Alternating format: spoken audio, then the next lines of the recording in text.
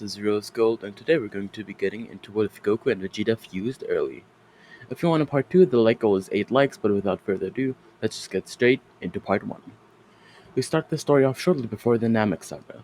Goku had been alive for a while, however, in Otherworld, he didn't just learn the Spirit Bomb and Kaioken. He had learned the Fusion Dance, which he taught to Gohan and Krillin. Now everything up to the Namek arc except for that, which I said before, didn't change, except for when Goku showed up when Frieza was beating up Vegeta. However, this time he was early enough to barely save Vegeta from death.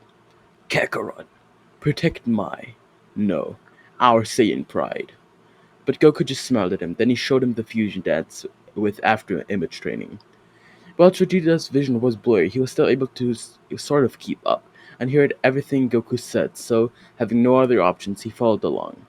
Suddenly, a bright light blinded everyone around them as the two bodies merged after doing the dance.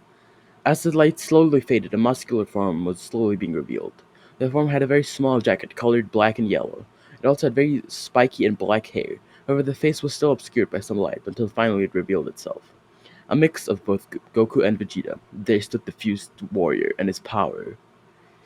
Let's just say Frieza wasn't in for a good time. Frieza stepped back in fear, his face completely contorted. No, no, you can't do this! But the fusion took a step toward him, suddenly smirking. A fusion of Goku and Vegeta, huh? Frieza took another step back. No, get away from me, monkey! The smirk on the fusion's face went from a smirk to a full-on grin. We need a name. How about Gogeta? He pondered, standing completely still once more, scratching his forehead until he flew toward Frieza and with a single hit took off the evil Emperor's head. Wow, this power is awesome. The fusion, now named Gogeta, said, his white smile going back to his characteristic smirk.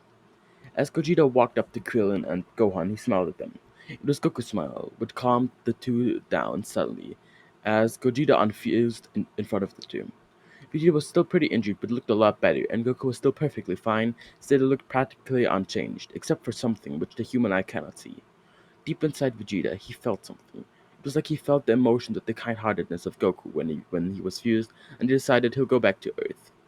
Now, as Vegeta was still pretty injured, Goku told Gohan and Krillin to pick him up and take him to the ship with Bulma, whilst he himself cleared some things up on Namek. The Namekians were incredibly thankful to Goku, as he quite literally saved their planet and lives, but when they heard of the death of Piccolo, they decided to let Dragon Clan Namekian go with them, to not only improve Earth's Dragon Balls, but also fill in Kami's empty spot, which made Goku very happy. Thanks a lot, he told them. Then suddenly a Namekian stepped out from this crowd. It was actually a very small child. The child Namekian had met both Gohan and Krillin beforehand, and he wanted to help them out for everything. They had helped him survive the attack against Frieza. So Goku took the Namekian back to the ship and let him climb in first, but suddenly the hatch had closed. Krillin had accidentally started the ship just as then they got in. They shot off into space. Goku was a little dumbfounded at first as he saw the ship fly away from him, but then he started to laugh. He laughed for a very long time, in fact, as all the stress from the situation, all the stress against Frieza, it just seemed to melt away. But he felt a little stupid for not getting in sooner, as now he had to fight another ship. Looking all around the planet, he found the slightly broken ship of the Ginyu Force, but it was still working perfectly fine, so Goku started the ship and flew off into space, proceeding to land on the very familiar planet of Yardrat. There, Goku trained for a while until finally returning to his home planet of Earth. But when he arrived, he found a boy with golden hair. How odd. But then Trunks explained how he was the so-called Super Saiyan, was the son of Vegeta and Bulma, but only to him. Goku was pretty confused by this, but he was pretty interested, and Vegeta was floored by the fact he wasn't the first Super Saiyan. But this was of no matter, as he stared at Kakarot, and then he remembered the feeling. The feeling of unlimited potential, unlimited power, which was Gogeta, their fusion, and he knew. He needed to fuse again, to feel that unlimited, unrivaled power again. So he went up to him and asked, Kakarot, we need to fuse again. Which confused Goku. Back on Namek, Vegeta seemed a little reluctant to fuse with him, but now he seemed happy to do so, a bit too happy, and as Goku didn't trust Vegeta fully, he declined, which infuriated Vegeta, but it was of no matter. He could always fuse again in the future, so for now they had to prepare for another threat. The androids, which Trunks had told Goku about before giving him his heart medicine, the disappearing back into the future, were going to arrive in 3 years. Now, the events after this will go similar to canon, except for on a fateful day where Goku, who was training with Vegeta, finally achieved the necessary amount of S cells and an emotional trigger, which is a near death experience by Vegeta, to cause his before white aura to explode into a golden and more spiky aura. Goku smiled at Vegeta, laughing loudly. He was put at ease that he had finally gotten the Super Saiyan transformation, which frustrated Vegeta to the point where his aura exploded as well. Kakarot, let us fight in this form!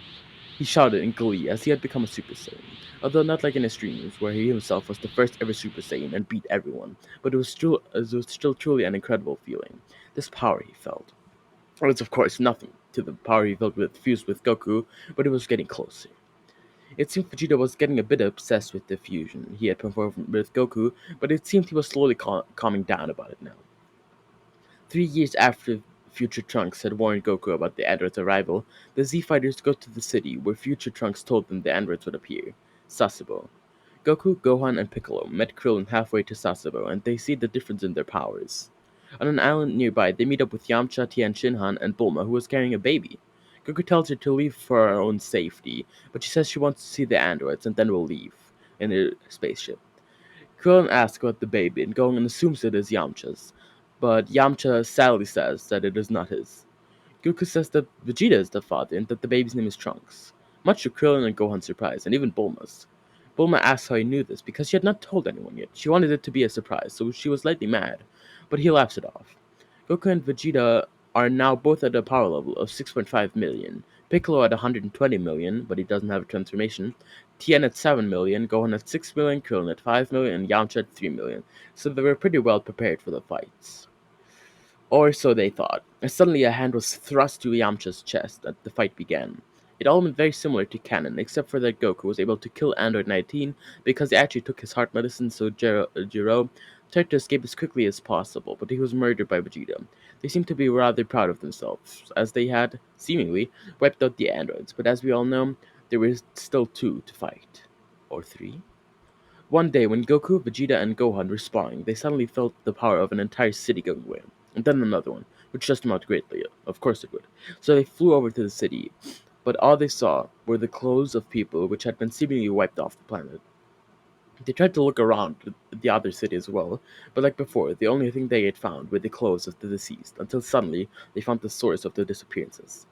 Cell was absorbing a human when Goku stood in front of him, suddenly engulfed in a yellow aura. What do you think you're doing? But the bug-like creature didn't answer, just flew away at an incredible speed, and then Goku noticed something. It is like he felt Vegeta's key in the creature, and Gohan's, and his, and even Frieza's? What the hell? Goku attempted to fly after the creature, but when he did, it was already too late. The figure was far gone. Switching to the creature's perspective, we see Cell flying to Dr. Jiro's lab. He needed to become perfect. It was his goal. He was going to become perfect, even if it was the last thing he did. So after entering the lab, he opened the pods for Android 17 and 18 until absorbing them and starting to transform. He was growing. His muscles were increasing, and his appearance went from bug-like to semi-human-like as they stood. Perfect Cell. Now that's gonna be it for today, so I hope you all enjoyed this video. Like I said before, the like goal for this part is gonna be 18, or 8, sorry, for part 2, but without further ado, I'll see you all in the next part. This is Rose Gold, and I am out.